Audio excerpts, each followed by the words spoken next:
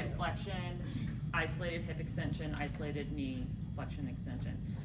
So for hip flexion, we're gonna have your patient supine, and the hand contact's gonna be fairly similar, but what you're gonna do with the calf is more of just a supporting role versus actually applying a force there. But same thing with your setup, how you're going through your practical, you're gonna show the patient the motion so they know, and you're gonna explain to them, I only want you to pull through your hip. For the isolated hip flexion, it's just gonna look like a straight leg raise, so I'm gonna have you lift your leg straight up towards the ceiling like this. Any pain there?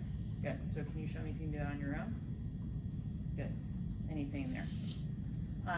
So that's basic setup, just like it would be. Same thing, if it's concentric, you're gonna start with a quick stretch and you're gonna have them go through that full range of motion.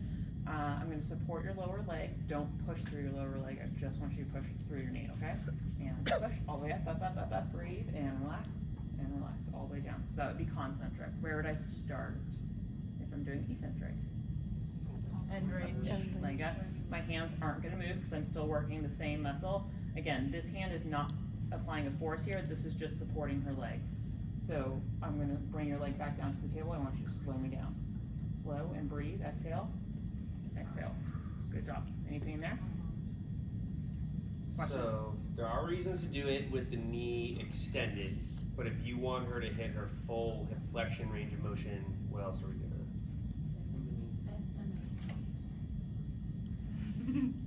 So your lower hand will take her from, you can't be in full hip extension without the knee extended on the table. So as you flex the hip, you're going to, this is now a passive knee flexion and your force is only coming from the top hand.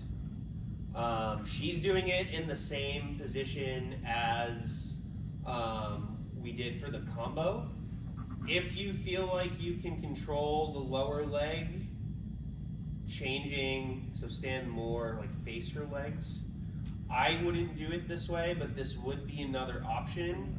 If you feel comfortable reaching out and controlling her lower leg, this will help your line of force, but again, stabilizing the passive segment might be harder. So you can try out both variations. For the practical, we won't ask you to do it with the knee extended. So for the practical, we should always do it, the knee is passively flexing, but clinically there are times you will want to do it with their leg straight. So yes, the quick stretch is only for the concentric. Only for the concentric. So you press what? And then slow them down. Well, not quite so much. There you go. And then did we say prone or also supine for?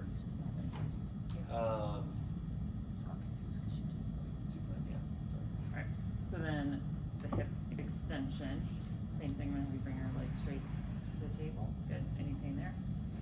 Can you bring your leg back down to the table on your own? Any pain? Okay.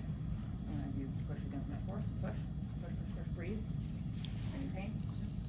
And then same thing, hands not changing position. Once you slow me down, you bring your leg back up and exhale. Anything? So clinically, where are you going to want to strengthen a lot of people in their hip extension range? Particularly, I mean, maybe athletes, but a lot of your regular folk. Mid-range. I think you'd want to strengthen mid-range. What is something a lot of people have a hard time doing? Think like your geriatric folks. Standing up and walking. Standing up, what? Sit to stand. So sit to stands could be the issue. In that case, it's more of a full range thing. But what else do people do a lot throughout the day? What do you do when you got out of your car? After the sit to stand. You get over to class. You walk. Walk. You walked. So a lot of people have poor posture. They're not able to stand fully upright. So where are you going to want to strengthen them the most? End range.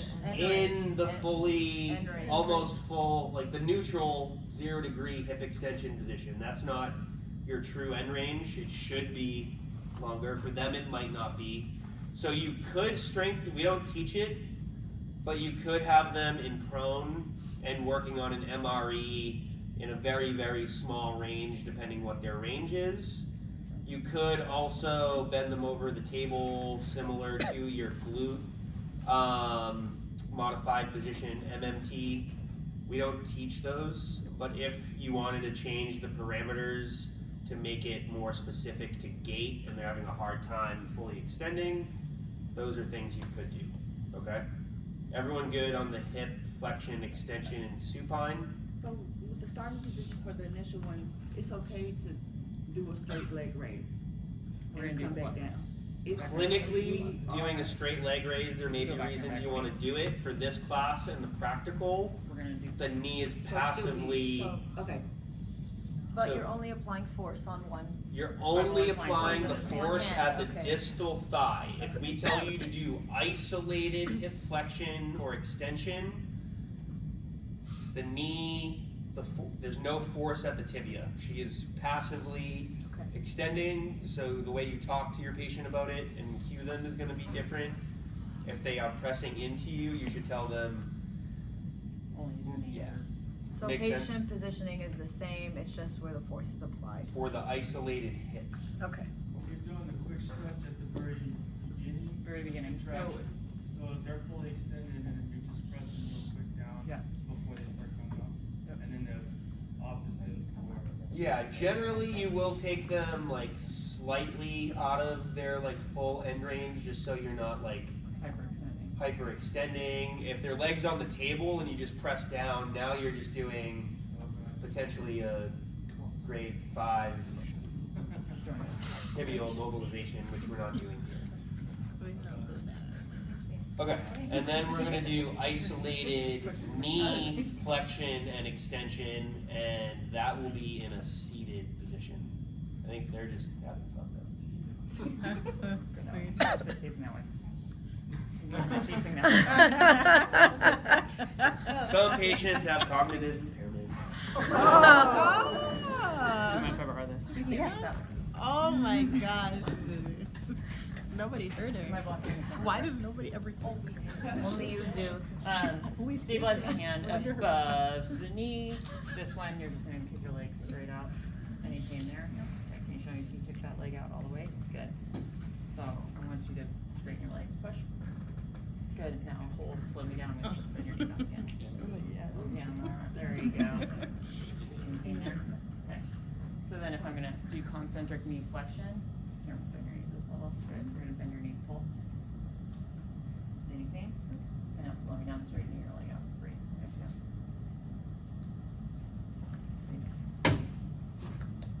That one's pretty simple. So the force is only at the distal tibia. Yep, this is just stabilizing. Just one more time. So concentric knee extension. So starting here, quick, starting with the quick stretch. I want you to Concentric knee stretch your knee out. Push. Breathe. Exhale. Good. Okay. Keeping my hands there, not moving. I'm gonna bend your knee. Just slow me down. There you go. Slow. Breathe.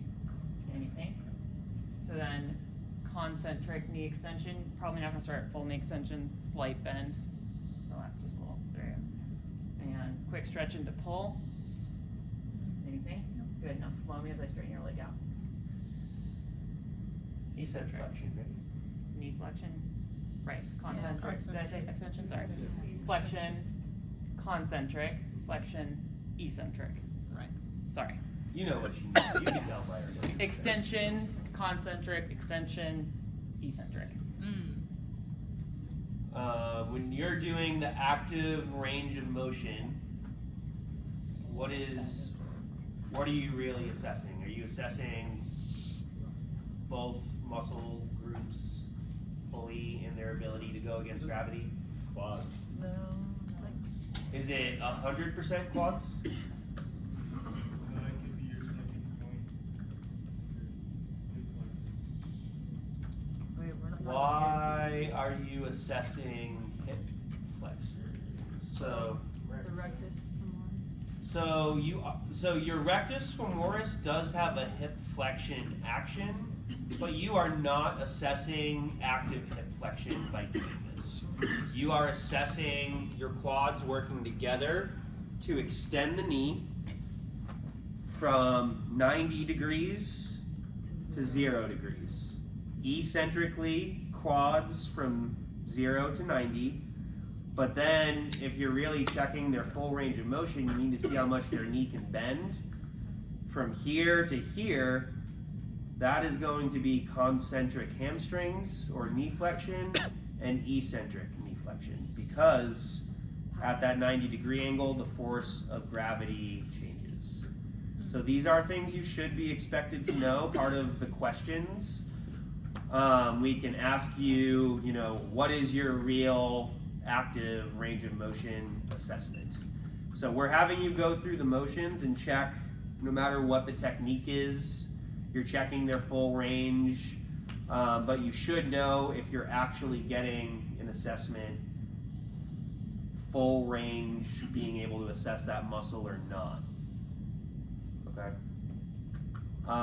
Do we need to show you eccentric versus eccentric, or versus with this one, or do you think we can apply those concepts and we can talk about it individually as we come around if you need to? Can I Yes. just see the hand, your distal hand for the concentric knee flexion one more time? So I have my hand around, just pulling down. That's concentric. And is the hand placement going to be different for eccentric knee flexion? No. It will be the same. Are we having them go past 90 then for these? So starting they out, like for can. concentric knee extension, yeah, starting all the way back. Like Vivian, can you do that one more time? For the sake of the practical, we want you to show the general concepts that you can take them through full range. Clinically, what's the goal? What's the patient? If your patients have knee pain and there's like a meniscus injury or something, you probably don't, because the compressive forces increase. So there's reasons why to do both, but in here, we want you to go through the full range of the joint as much as possible. Because eventually they're gonna run into the table. Eventually they will run into the table. If you have them slide forward so they can bend their knee more, then they're losing some of the stability from the table. So unless the goal really was to strengthen them at the end range of knee flexion, which generally you don't need to do super frequently, you want the stability of the table. So for the practical, have them set up with a couple inches off the table so they can go beyond 90. Nope, you're good. So a couple inches forward, so that way you can bend here. At least like 3/4 of the femur should be on the table. Even a little bit more would be fine, just so I can take them into some knee flexion. But if you have the table right here, then I can't go beyond that at all.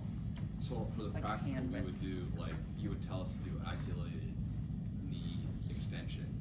For the practical, we can tell you to do isolated flexion or extension at hip or knee. We could have you do concentric both sides of the joint, eccentric both sides of the joint, or we could do concentric and eccentric on the same side of the joint.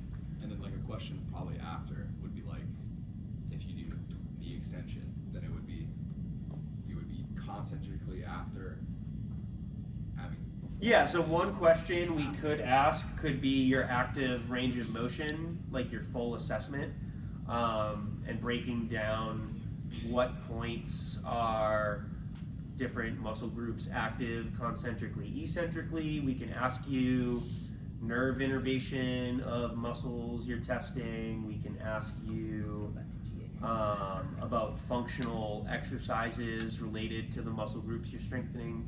So we can ask you lots of fun questions. Love that for us. Any other questions? You guys ready to practice this one? Ideally, our instruction on the techniques is going to go a little quicker as we keep going through, because the concepts are all going to be the same. So at this point, we've hit pretty much everything you need to know for the practical, I think. And now it's just applying it to different joints. 1, 2, 3.